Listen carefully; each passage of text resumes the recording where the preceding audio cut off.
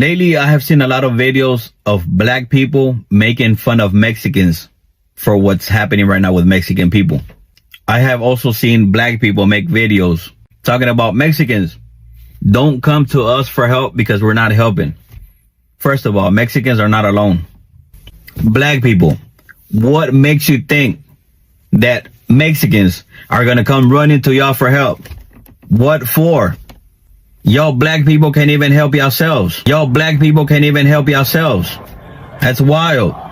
Mexican people are hardworking people. Mexican people stick together. 92% of black women in this country voted for Kamala Harris. 83% of black men in this country voted for Kamala Harris. We are by far the main and probably the only race that was literally pushing to save every single other demographic who is not white in this country. You might want to take the bass out your voice and show a little bit more respect.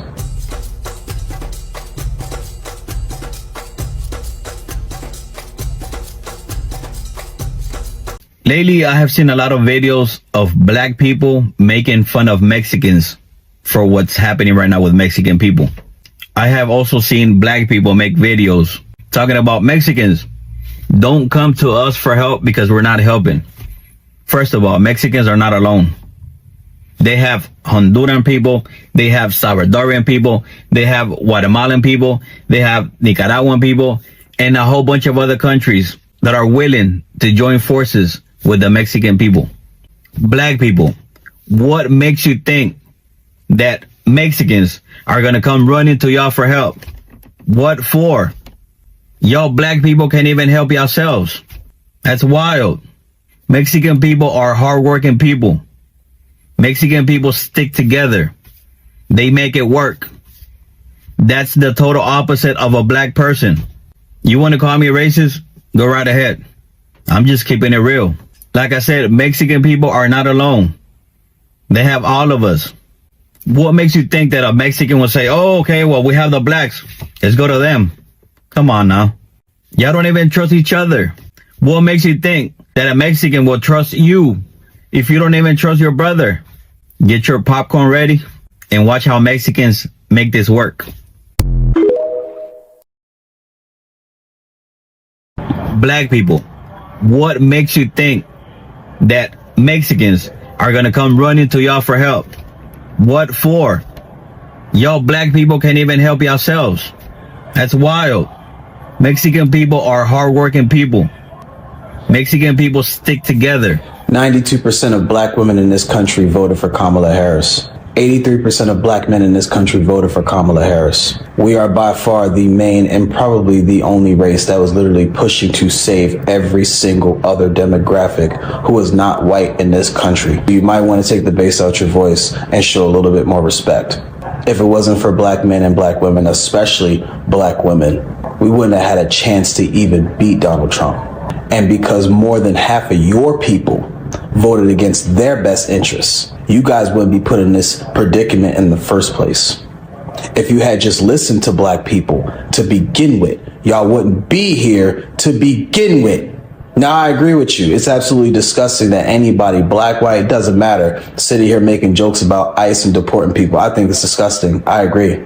But don't you ever in your life think it's okay to fix your lips to say anything about black people like that, especially when we were the main ones trying to save everybody. Everybody. Our women tried to tell you what to do. We advised it. None of you listened.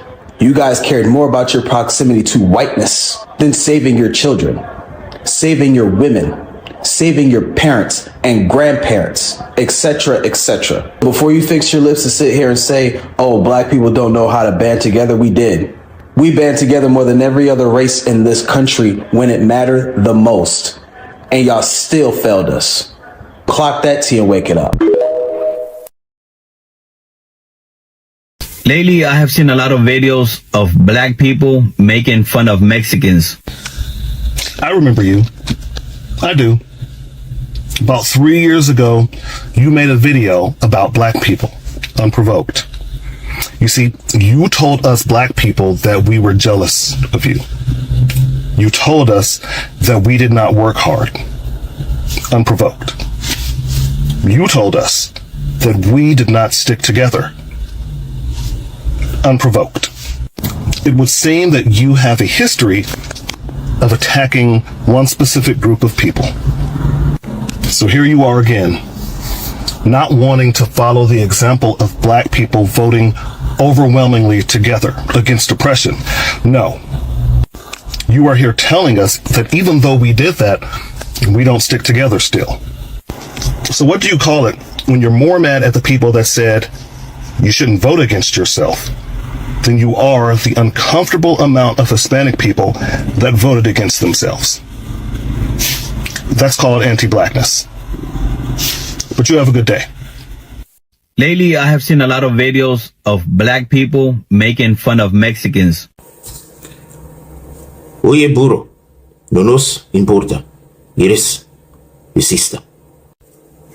That unity that you were talking about? Explain this.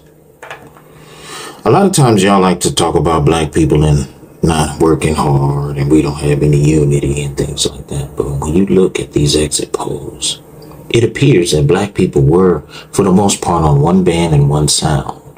But when it comes to Hispanic people, Mexicans, as you can see, Latino men were not unified with you.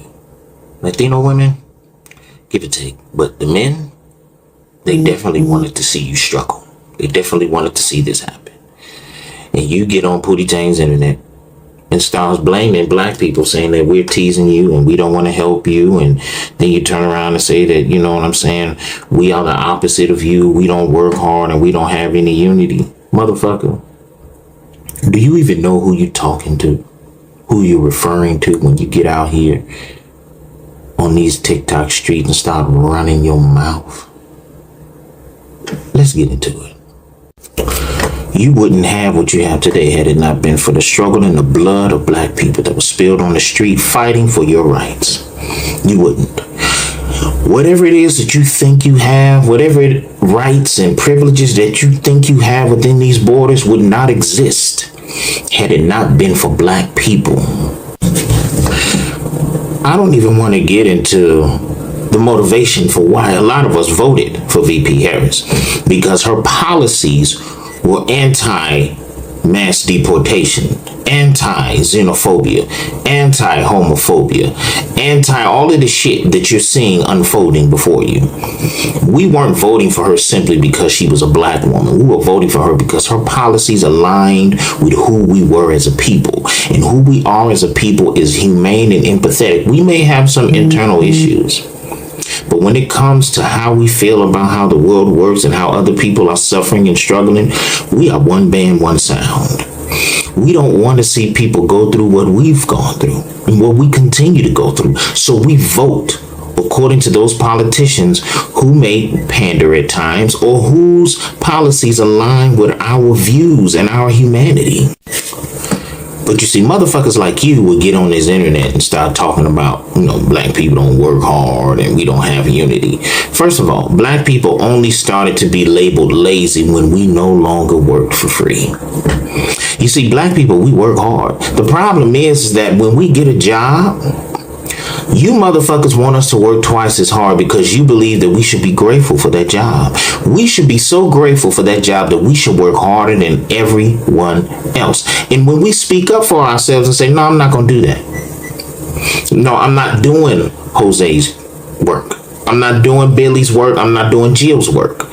You hired me to do this work. If you want me to hire you to do extra work, then you need to pay me extra money. The moment we start speaking up for ourselves because we're not going to be sun up to sundown slaves while being paid less than everyone else, then all of a sudden we're lazy. It's not that we're lazy. We have pride now.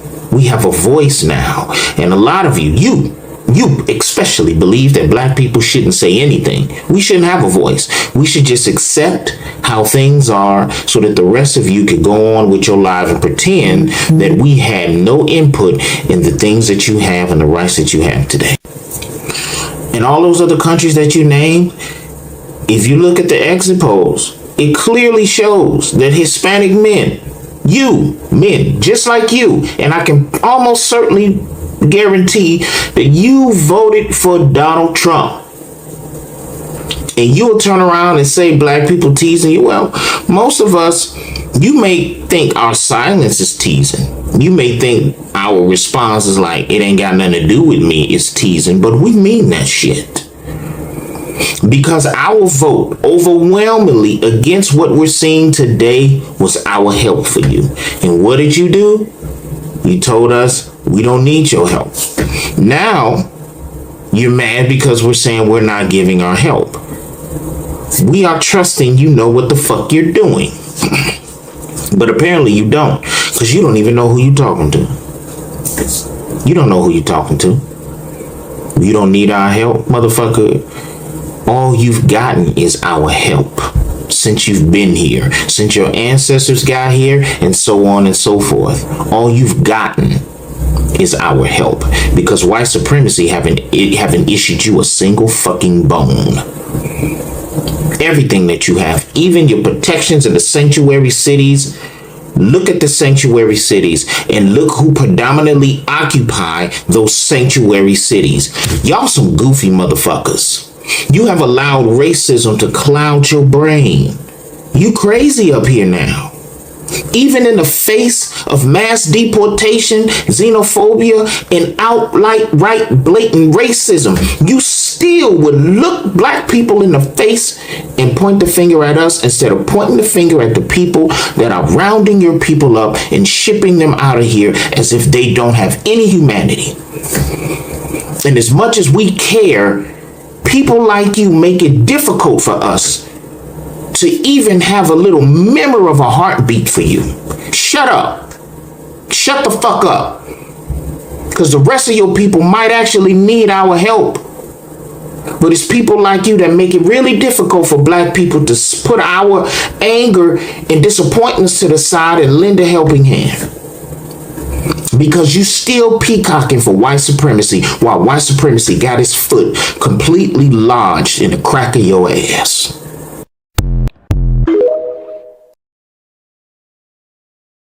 Four, y'all black people can't even help yourselves. That's wild. Listen, I'm not saying that it's funny that most black people are making fun of Mexicans for being deported. You know, ICE is going to different houses, you know, looking for, you know, yeah. But my thing is for you to sit there and say that black people, we can't even help ourselves. It's crazy. You know that we go out and protest, you know, Black Lives Matter. We've been doing that for a long time. And the thing about that is, y'all barely speak up for us. White people, definitely, they barely speak up for us. It's like we always the ones that gotta stand up for us. On top of that, black people was the ones that voted for Kamala. Most black people, we voted for Kamala. But most of your people voted for Trump. After we told y'all what the man was finna do. And now that he doing everything he said he was gonna do, y'all screaming for help. When we literally told y'all. What can we do? That's the thing. What can we do? Y'all always want us to stand up for y'all, but when it's our time, crickets. Like, and as a black person myself, I'm just getting tired. Like, I'm getting so tired. We already go through enough. Listen, I understand. And I'm not making fun of nobody. Because I feel like anybody should be free to be wherever they want to be. But like I said before, we literally warned y'all about Project 2025. And now all of a sudden, y'all need help. When we told y'all what was going to happen. This wouldn't happen if y'all voted for the white man. I'm just saying. President Donald Trump's administration's intensified efforts to deport Mexican nationals from the United States. But what are the driving forces behind this policy? Upon re-entering office in January 2025, President Trump swiftly enacted executive actions aimed at curbing illegal immigration and enhancing border security. These measures included empowering law enforcement agencies to deport individuals residing in the U.S. without legal authorization. A significant initiative was Operation Safeguard, designed to rapidly detain and expel undocumented migrants, particularly those with violent criminal histories from urban areas across the U.S. This operation led to thousands of arrests and deportations. The administration's rationale for this action centers on national security and public safety by focusing on individuals with criminal backgrounds. The goal is to reduce crime and uphold immigration laws. However, these policies have sparked considerable debate. Critics argue that the aggressive deportation tactics have led to the removal of individuals without criminal records, causing fear and uncertainty with immigrant communities. Legal challenges have also emerged. For instance, a U.S. district judge issued a temporary restraining order blocking the fast-tracking of deportations to third countries without allowing migrants to claim persecution or torture, highlighting the complex legal landscape surrounding these policies. Public opinion remained divided.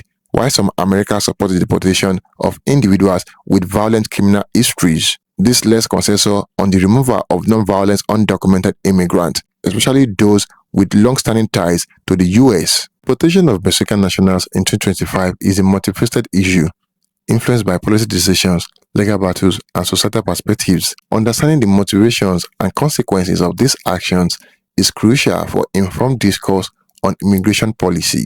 Thank you for watching. Don't forget to like this video and share your thoughts in the comment box below. Until next time, cheers and have a good one.